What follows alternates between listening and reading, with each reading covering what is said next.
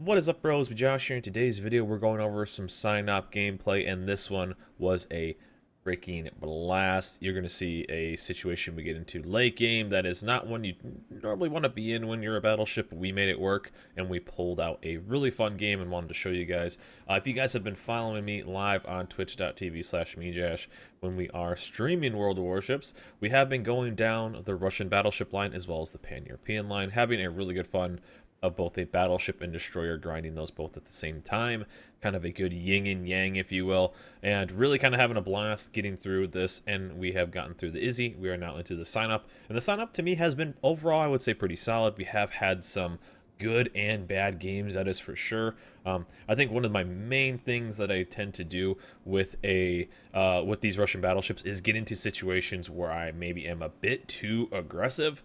That is for sure. Get a little bit too aggressive and not quite able to get out of scenarios. That has gotten me into trouble, and I think that's what kind of dragged down my Izzy, the tier 6 win rate a little bit, was just getting into situations where I got slapped around.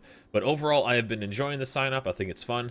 Now, one of the things is this thing is either hit or miss. It definitely almost feels like, in a way, the old school Colorado. Not quite as bad. If you guys have played the closed beta Colorado, you know exactly what I'm talking about. It's basically, you had a better chance of splashing all the shells around a ship than you do actually hitting it. Now, obviously the sign up isn't that bad, but there are scenarios where you are just like, man, I can't hit it if I even tried. And but overall, I think it has been pretty successful. I think we have a pretty decent win rate now. I think a pretty decent average damage as well. But overall, we are tier 7. We are our neighbors, and we got top tiered, so we will always take that matchmaking. And they have a decent amount of cruisers in this game too. Keep an eye on the Gneisenau and the Fusion, because we will definitely see both of them later. But trying to help out this middle area right here, I tend to kind of do this with the sign up, not overextend, and kind of just hang out. Now, one of the main things about the Russian battleships is they get scarier the faster you get into range. And what I mean by that is that they get the bonus once they are within range of something. I believe it's 10 or maybe 12 kilometers. It's been so long now, I don't know if they've changed it. But basically, you get rewarded for being aggressive when it comes to these ships, and but you don't want to get overly aggressive because you have to then kind of pull back. So trying to keep this Shinonome away, and I was waiting to see where these cruisers were going to go. If they were going to keep pushing mid, which I kind of thought they would, since they were going purely straight, but they ended up pulling just perfectly broadside, and we ended up getting really unlucky not being prepared for that shot. So a little bit of a bummer, but if we can keep this Shinonome alive, we will definitely do that. And then we have a Fiji that is pretty wrecked right there. I was hoping that the Fiji was going to get taken down by the Omaha, but as is tradition, the Omaha is going to be first blood, but we will finish off the Omaha, and down goes the Fiji. So we will trade a tier 5 cruiser for a tier 7 any day of the week. And a bummer right there, though, is that Fusion, just as I said, keep an eye on that Fusion. We will see them later. That Fusion just took down a Boise, which is a bummer, because a Boise is a very solid ship to have, and we're kind of just chilling here. And there is always a bad thing there, as the Colorado is no joke, hitting us a little bit on our broadside. Lucky for no citadel. As you know, Russian battleships, if you give up your broadside, you are going to have some trouble. And what I mean by that is they have such a interesting, I think I get him right here too, yeah. So nice little 2 Savile, we'll take 2 kills here, and a nice little showdown by our Shinonome in this Furataka. We kind of watched this fight a little bit, but the shells themselves, again, they get more accurate. But when we are taking salvos from a ship, our citadel is very high, so we can have the chance. The walls are basically really flat. So unlike, perfect comparison here is the German battleships having that turtle back. It's very hard to actually hit them in the citadel, but they do take a lot of damage. But for me, it's very easy to hit my citadel, so I do have to kind of use that armor. So you'll see me angle a lot away, and what you're going to see me do, and as I said, we get into a situation that you normally don't like to be in. And we see the Gneisenau now. Now, the Gneisenau isn't super scary at range because it's not known for being extremely accurate. But once it gets within 6 kilometers, it's that scary German battleship. And what I mean by that is that it has the torps. And so here we see the Fusion. I was hoping that the Graf Spee would be able to do more than 1 salvo, or hopefully the secondaries would hit them. But so here we see a spot where it is me and a New Mexico holding down a few ships here. And there is a destroyer that is kind of just chilling here.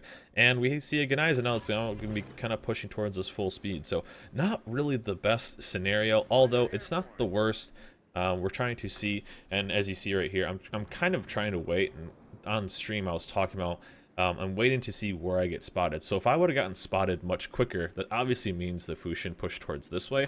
So I'm kind of trying to think what he is saying, or what he is thinking. And since he has gone undetected, or has not redetected me, but I never got detected here, is that he actually pulled away from the middle and is now coming this way. So since there was such a delay, I imagine he was coming up that right side. So that's how we kind of prepared this. But you're going to see me make my epic failure here in a second, as I'm slowly just crawling to kind of keep moving and be able to dodge, kind of angling more and more away. You're going to see me get too close to this map edge. And there is a moment, I think you'll actually see me throw away. You're going to see me kind of swing my camera around as I slowly start to kind of make my turn to the right a little bit, but I kind of want to focus on this. This Gneisenau and pumping some damage because I know it's going to be a bit of a problem.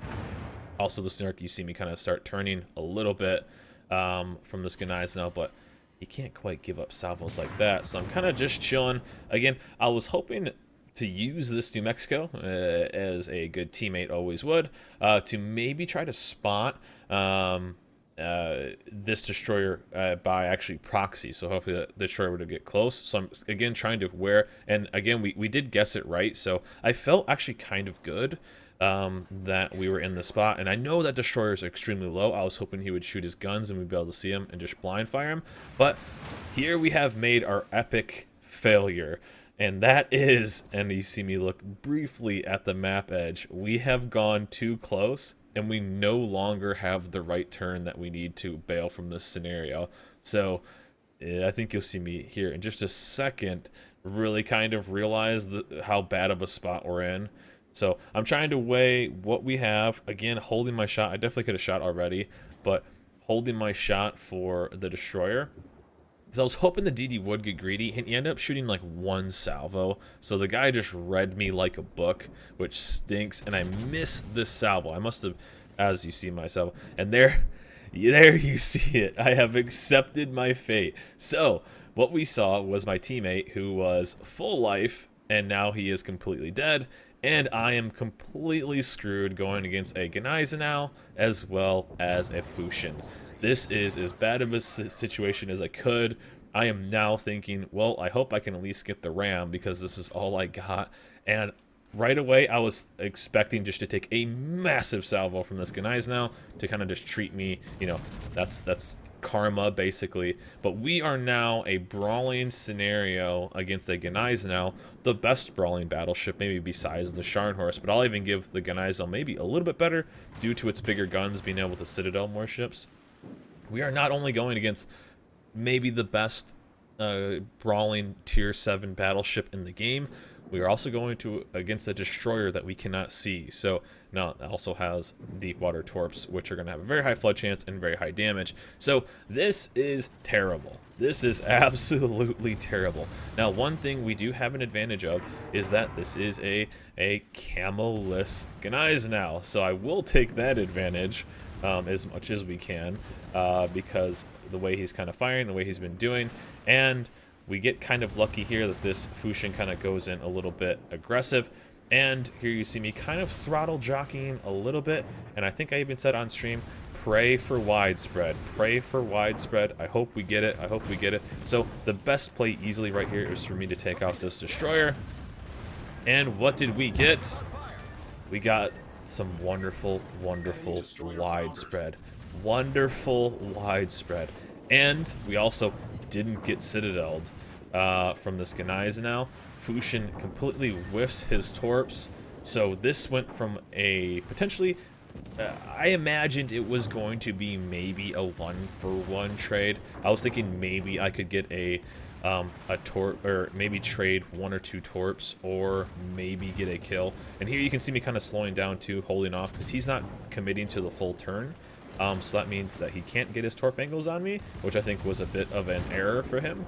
But you see me kind of work this, and so that went from potentially awful of just getting clobbered to now we're up 4 kills. We just killed 2 ships, and I think I took, with including the heal that we had, I think I took maybe 10k damage. So overall, hey, that's pretty good.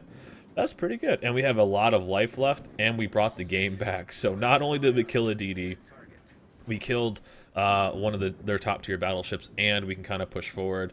We see a New York, a Colorado, a New Mexico, and a Nagato. Now the rest of our team is kind of spread out awkwardly.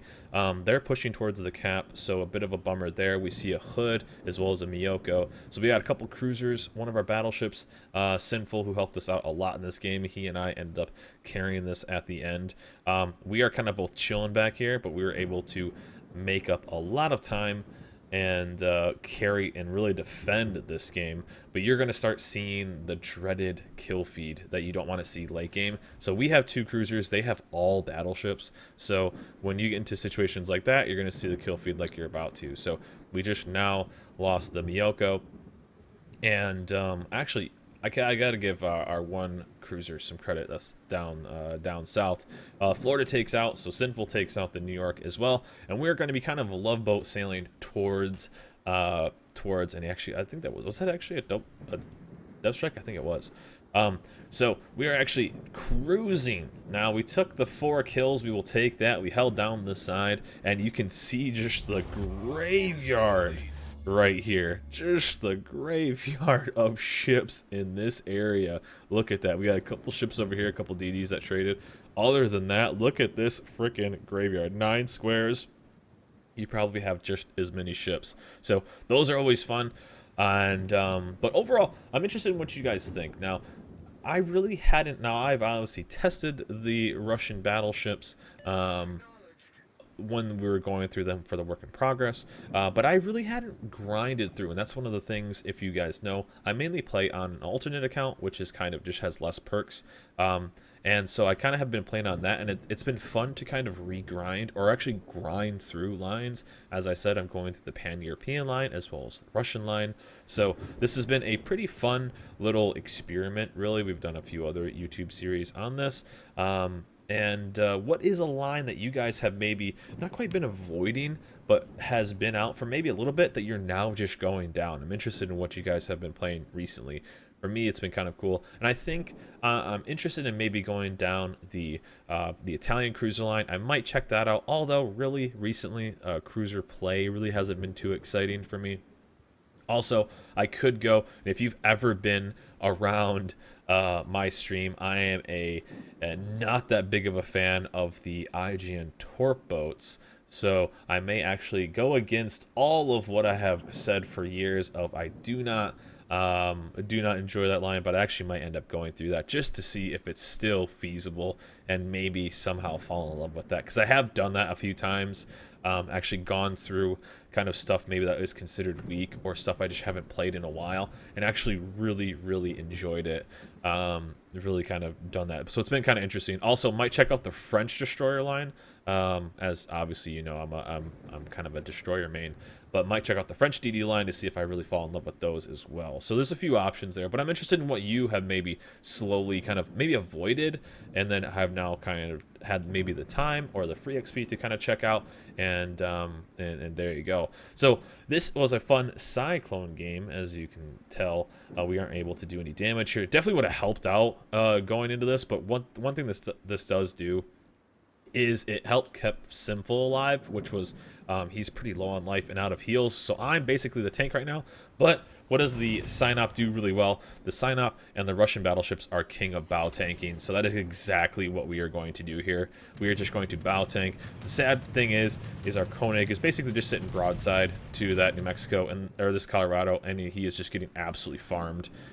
So a little bit of a bummer there, but we are going to slowly work him down. I'm going to use this as well. I wanted to kind of protect myself just in case this Nagato somehow got around and the Cyclone let up. So we are just chilling right here. And right now, the main thing we are doing is avoiding the ram. Also, the Cyclone actually did help us out a little bit when it came to keeping our cruiser alive. So, and as you can see, Sinful over there pretty low. I was like, man, we're going to lose Sinful. So we really kind of have to go into pure carry mode here.